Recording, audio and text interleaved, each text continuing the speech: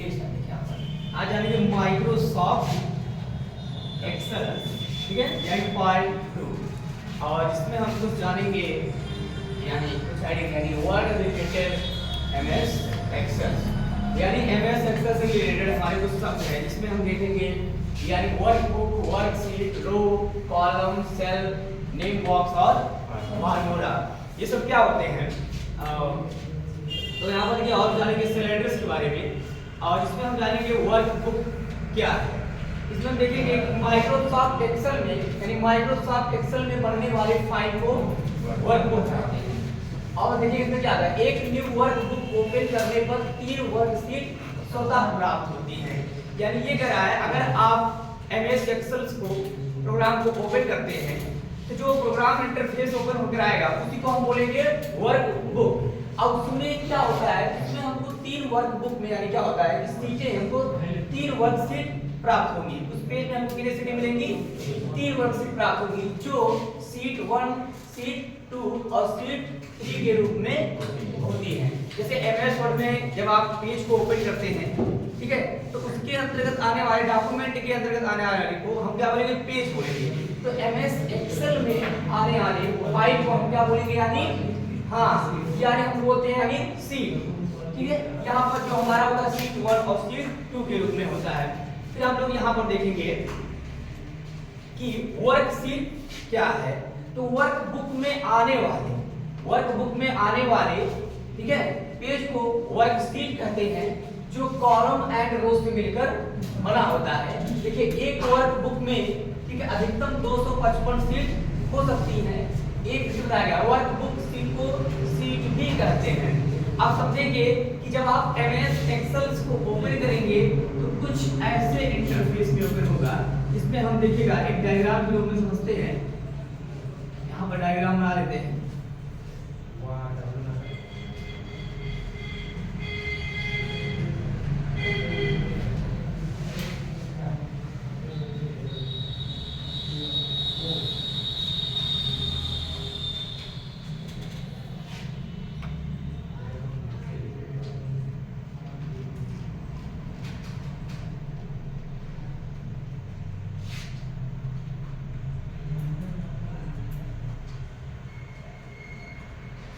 और भी आगे डॉट डॉट रहेंगी। अब देखिए इसमें क्या होता है, एक वर्कबुक में आने वाले पेज को वर्कशीट कहते हैं जो कॉलम एंड रो से मिलकर बना होता है।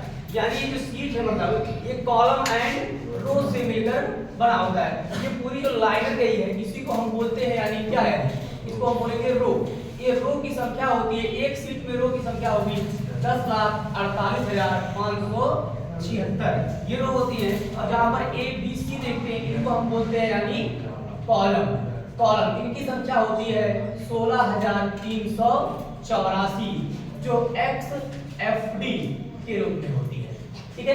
देखिए यहाँ पर क्या बताया गया है, एक बार में जब आप वर्कबुक में यानी अधिकतम 255 सीटें मंगा सकते हैं। अगर आपसे कहीं भी टेस्ट में पूछा जाए, अगर कोई अदर भी पूछता है कि एक वर्कबुक में कितने सीटें मंगाई जा सकती हैं तो आप वहां बताएंगे कितना, यानी 255। लेकिन एक बात ये भी है, ये होता है इनफाइनाइट 255 से भी अधिक। लेकिन एमएस एक्सेल में ये कह रहा है कि आप एक वर्कशीट से मतलब आप कितने एक बार में सीट मंगा सकते हैं 255, लेकिन आप 255 से भी अधिक सीट मंगा सकते हैं, ठीक है। ये होता है यानी एक वर्कबुक में अधिकतम कितने सीटें हो सकती हैं, यानी 255। और इसी को हम बोलेंगे यानी वर्कशीट। इसको हम क्या बोलते हैं, वर्कबुक को वर्कशीट भी कहते हैं। अब हम यहाँ जानेंगे कि रो क्या होता है। इसमें ये रो क्या है, कहता है कि सेल के हॉरिजॉन्टल ब्लॉक को रो कहते हैं। देखिएगा ये जो हमारा है ये पूरी एरिया मतलब यानी जो हमारी ये पूरी एरिया गई है इसको हम क्या बोलेंगे, रो। इसको बोलते हैं रो, जो 1, 2, 3 के रूप में होती है। एक शीट में अधिकतम रो की संख्या जो होती है 10,48,576 होती है। और एक बात ये भी है, अगर कोई अदर भी पूछता है कि एक शीट में यानी शीट 1, शीट 2, 3 होता है, अगर शीट 1 में 10,48,576 है तो नेक्स्ट शीट में कितना होगा, तो नेक्स्ट शीट में भी उतना ही होगा। जितना पहली शीट में होगा उतना दूसरी शीट इसमें ही होगा। 10,48,576 रो होते हैं। कॉलम इसमें होता है, कॉलम होता है 16,384 जो XFD से रिप्रेजेंट करता है उसको, ये होता है। देखिए जो एक सीट में अधिकतम इनकी रो की संख्या होगी 10,48,576। ये देखिएगा यहाँ हमारी रो है और ये हमारे जो चीजें होते हैं ABC, ये हमारे कॉलम्स होते हैं। तो सेल के हॉरिजॉन्टल ब्लॉक को रो कहते हैं। अब देखिएगा इसमें एक चीज बताया गया है, अथवा सेलों की संख्या, अथवा सेलों की संख्या क्या होती है? 17 अरब 17 करोड़। 17 करोड़ 98,69,184। अगर इस चीज को हम लोग को ज्ञात करना है कि सच में एक्चुअल में कितना है, तो हम लोग क्या करते हैं कि हमें तो पता है कि कॉलम की संख्या कितनी होती है एक्सेल में 16,384 और यहाँ रो कितने होते हैं यानी तो इसीलिए हम इसमें क्या करा देंगे, यानी हम लोग यहाँ पर मल्टीप्लाई करा देंगे, यानी क्या करेंगे या 10,48,576 हम गुणे करा के यानी 16,384। तो हमारी जो वैल्यू आने वाली है यानी 17 17 98 69 184, ये हमारी क्या हो जाएगी सेल्स हो जाएगी। और एक बात देखिए जान लीजिए, लिब्रे ऑफिस में ना, लिब्रे ऑफिस एकदम उसे हम बोलते हैं स्प्रेडशीट भी कहते हैं। उसमें समझ लीजिए लिब्रे ऑफिस में रो की संख्या होती है 10,48,576 और उसमें लिब्रे ऑफिस कैल्क में जो कॉलम होता है वो होता है यानी 1024 ना 1024 जो AMJ से रिप्रेजेंट करती है। ठीक है, और एक बात ये जान लीजिए AMJ होता है, इसमें हमारे जो कॉलम होते हैं यानी लिब्रे ऑफिस में कितना होगा 1024 यानी, और उसमें रो की संख्या होती है 10,48,576 होती है।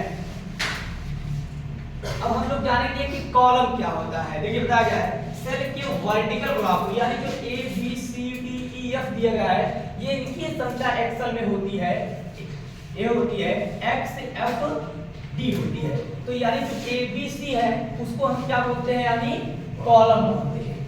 ये क्या बोलते हैं इसे कॉलम। कहा है सेल के वर्टिकल ग्राफ को यानी ऊर्ध्वाधर, ये जो गई हमारी ABC, इसी को हम क्या बोलते हैं यानी इसको बोलते हैं कॉलम। एक बताया गया है कि नीचे बताया गया है कॉलम कहते हैं, और एक सीट में अधिकतम कॉलम होती है यानी 16,384 जो ABC से लेकर कहां तक होती है XFD तक। ये जो हमारे ABC एक्सेल में हम इनको बोलते हैं यानी क्या कॉलम, इनकी संख्या होती है 16,384। अब हम लोग जानेंगे कि सेल क्या है।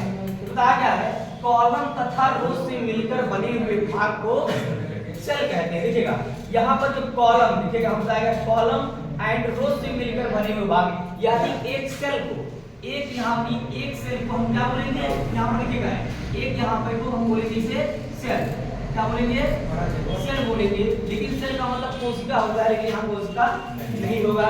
यहाँ सेल का मतलब एक प्रकार का जेल है, तारिका है यहाँ पर, तो ये होती है। और एक बात ये भी है एक सेल में हम मैक्सिमम कितना कैरेक्टर लिख सकते हैं, एक सेल में हम मैक्सिमम 32,000 कैरेक्टर लिखा जा सकता है। यानी जो एक सेल है ये जो हमारा एक सेल है इसमें हम 32,000 कैरेक्टर लिख सकते हैं। तो अगर पूछेगा कहीं भी कि क्या कहते हैं कॉलम यानी सेल क्या है, तो हम बताएंगे यही कॉलम एंड रो से मिलकर बने हुए भाग को सेल कहते हैं। और एक सेल में हम मैक्सिमम कितना कैरेक्टर लिख सकते हैं 32,000 कैरेक्टर लिख सकते हैं। यहाँ पर हम जानेंगे कि नेम बॉक्स क्या होता है। नेम बॉक्स देखिए क्या होता है कि इसमें सेलेक्ट किए गए सेल का एड्रेस देखते हैं, जिससे हमें यह पता चलता है कि हम किस कॉलम तथा किस रो में हैं। तो समझिएगा जैसे एक बात बोलिएगा हमें नेम बॉक्स क्या होता है कि नेम बॉक्स एक प्रकार का हमारे सेल का एड्रेस निश्चित करता है।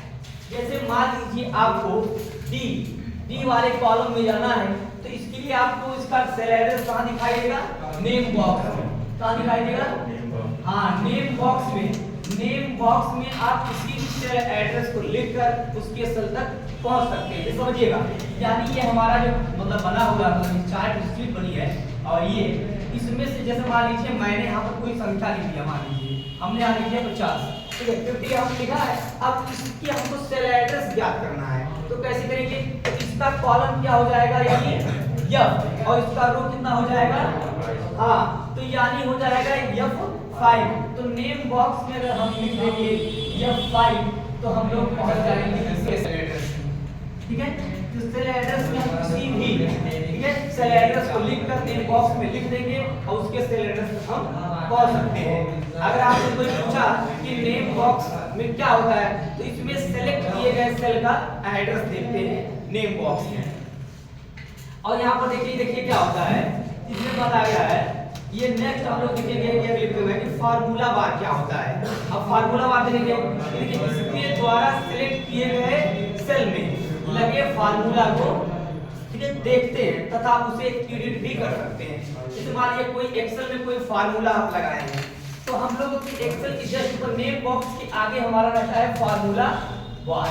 फार्मूला बार में हम क्या करते हैं, लगे फार्मूला को देखते हैं और उसे एडिट भी कर सकते हैं। जैसे मान लीजिए आपने इक्वल सम किया, इक्वल सम किसी चीज का आपने मान लीजिए 2 किए हैं आप और यहाँ पर भी 6 कर दिए हैं आप, और इसको आपने जोड़ दिया, मान लीजिए एक नंबर दिए जिसका 50 आ गया, इनकेस वो गलत हो गया जोड़ने में, आप चाहते हैं एडिट मोड में उसे फिर से पहुंचा दिया जाए, तो उसके लिए हम क्या करेंगे, फार्मूला बार पे हम उसे क्या करते हैं, एडिट कर सकते हैं। या फार्मूला एडिट करने का शॉर्टकट होता है यानी F2, ये होता है यानी हमारा MS एक्सेल में फार्मूले बार का प्रयोग। और याद रखिएगा हम उसे एडिट भी कर सकते हैं। नेक्स्ट बताया गया है सेल एड्रेस किसे कहते हैं। हम लोग यहाँ पर देखेंगे कि सेल एड्रेस से बात कीजिएगा, MS एक्सेल में सेल एड्रेस अगर कोई आपसे पूछता है तो सेल एड्रेस कैसे भरेंगे, जैसे देखिएगा, यानी हर किसी को घर जाने के लिए उसका एक पता होता है, एक एड्रेस होता है, तो यहाँ पर हर एक सेल का एक क्या है, एड्रेस, जिसमें हम क्या करते हैं उसके सेल एड्रेस से उसके किसी भी सेल तक हम जा सकते हैं। तो यानी हम लोग जानेंगे सेल एड्रेस क्या है, सेल एड्रेस हम लोग पहचानेंगे कि सेल एड्रेस क्या है और सेल एड्रेस के माध्यम से हम किसी भी सेल तक कैसे पहुंचेंगे। यहाँ पर देखिएगा हम लोग एक डायग्राम बना लेते हैं एक्सेल का और इसके माध्यम से हम समझेंगे कि सेल एड्रेस क्या है।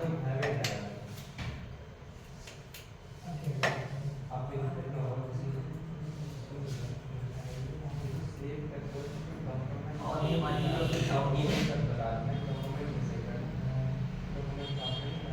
अब यहाँ पर देखिएगा हर एक सेल का क्या है, एड्रेस। देखिए बताया गया प्रत्येक सेल का एक निश्चित एड्रेस होता है। अब देखिएगा प्रत्येक सेल का एक निश्चित एड्रेस होता है जिसे सेल एड्रेस कहते हैं। अब समझेंगे सेल एड्रेस क्या होता है। और एक बात देखिएगा, यानी हर एक, जैसे कि इस सेल का एक एड्रेस है, अगर इस सेल का एड्रेस होगा तो ये हो जाएगा D2, क्या हो जाएगा, D2। अगर किसी भी सेल में, एक्सेल में अगर आपको सेल एड्रेस जानना है तो सबसे पहले आपको कॉलम देखना पड़ेगा कि किस कॉलम में है। जैसे मान लीजिए कोई संख्या, अगर कोई संख्या हम यहाँ पर लिख देते हैं, जैसे मान लीजिए हम लिख 70 और इसका हमको सेल एड्रेस जानना है, तो सेल एड्रेस कैसे पहचानेंगे। अब यहाँ पर हम क्या होता है, अब हमको यहाँ इसका सेल एड्रेस लगाना है, तो एक बात ये भी है कि MS एक्सेल में किसी भी फार्मूला को लगाने से पहले इक्वल लगाते हैं, ठीक है। तो हमको यहाँ पर चाहिए इसका सेल एड्रेस, तो मैं यहाँ पर लिखूंगा क्या, इसका सेल एड्रेस क्या होगा, E2 हो जाएगा। इसका सेल एड्रेस क्या हो जाएगा, E2। अब इसमें आपको क्या करना है, अगर हमारे कोई संख्या दूसरा मान लीजिए 5 लिख दिए आप, तो यानी इसको गुणा कराना है तो आप गुणे के यहाँ सिंबल लगा दीजिए। उसके बाद हमको अब देखना है 5 जो लिखा है उसका सेल एड्रेस क्या है, हाँ, यानी उसका सेल एड्रेस है यानी F2। उसके बाद हमको कीबोर्ड से क्या कर देना है, यानी हाँ इंटर कर देना है। तो यानी देखिए जब इंटर कर देंगे तो यानी ये होता है कि सेल में लिखे गए नंबर से वो पहचान जाता है कि उसमें कौन सी संख्या लिखी गई है और सिंबल लगा दे, जिससे ये पता चल जाता है कि उसमें क्या करना है। आपको गुणा करना है तो गुणे का सिंबल भी लगा सकते हैं, भाग सकते हैं। हम ये बताना चाहते हैं इसमें जो आप यहाँ पर अब देखिएगा, यहाँ की जब गुणा करेंगे आप तो इसकी वैल्यू कितनी आ जाएगी यहाँ पर, हाँ, तो यानी यहाँ पर कितना है, यहाँ पर ऐसे देखिएगा तुरंत यहाँ जाएगा 350। अब इसी को एडिट करना है तो F2 दबाएंगे तो एडिट मोड मोड में आ जाएगा। जब आप F2 दबाएंगे तो पहले जैसा सेल एड्रेस आ जाएगा, यानी यहाँ हमारा हो जाएगा E2 हो जाएगा और गुणे वाला जो सिंबल आप लगाए थे पहले और हो जाएगा F2, ये ऐसे हो जाएगा, फिर डिलीट मोड में आ जाएगा। तो इसी को बोलेंगे सेल एड्रेस। अगर आप बिना माउस के भी वर्क करना चाहते हैं तो MS एक्सेल में बिना माउस का भी उपयोग कर सकते हैं, लेकिन आपको सेल एड्रेस देना आना चाहिए। जैसे मान लीजिए अगर कोई संख्या यहाँ लिख दी, अगर आपको यहाँ लिख दिया गया कि आपको यहाँ बताना है कि इसका सेल एड्रेस क्या होगा, तो इसका सेल एड्रेस क्या होगा, हाँ, तो इसका हो जाएगा G1, यानी इसका सेल एड्रेस क्या हो जाएगा, G1 हो जाएगा। G1 का मतलब देखिएगा, यानी G कॉलम है और ये 1 क्या है, यानी रो है। अब यहाँ पर एक चीज मिलेगा, इसे सेल एड्रेस हमने देखा कि सेल एड्रेस कहते हैं। अब हम समझेंगे, देखिएगा यहाँ पर हम लोगों ने देखा